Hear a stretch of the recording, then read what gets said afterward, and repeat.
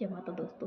आज मैं आपको एक ऐसा सरल और अचूक उपाय बताने जा रही हूँ जिसके करने से आपके घर की नेगेटिविटी, घर में अगर कोई बीमारी है फिर जो कितनी पुरानी बीमारी क्यों ना हो किसी को भी, और साथ ही अगर आपके घर में लड़ाई झगड़े होते हैं तो वो भी, यानी कि एक साथ तीनों समस्याओं का हल।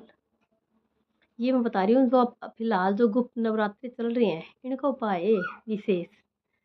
इन गुप्त नवरात्रों में ही करना आपको, और लगातार 3 दिन करना उपाय। तो इसके लिए क्या करेंगे, एक लाल रंग का आसन माता रानी के आगे बिछा के बैठ जाएं। माता रानी चाहे आपके घर के मंदिर में हो चाहे फिर बाहर के मंदिर में हो, कहीं भी आप कर सकते हैं कार्य।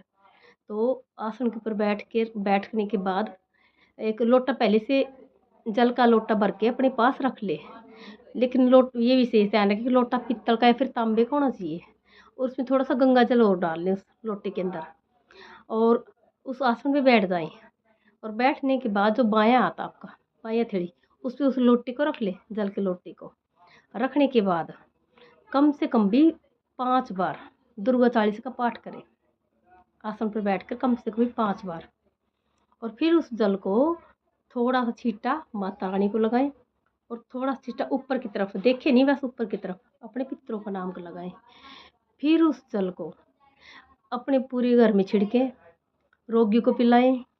और साथ ही जैसे कि मैंने बताया था, एक तो लड़ाई झगड़े के बारे में, एक बीमारी के बारे में, और एक जो आपका घर की नेगेटिविटी है वो, यानी कि घर के सारे सदस्यों को पिलाती है।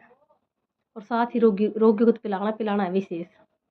तो उस जल को अपने घर परिवार में सबको पिलाएं, और साथ ही घर में उसके छींटे मारें।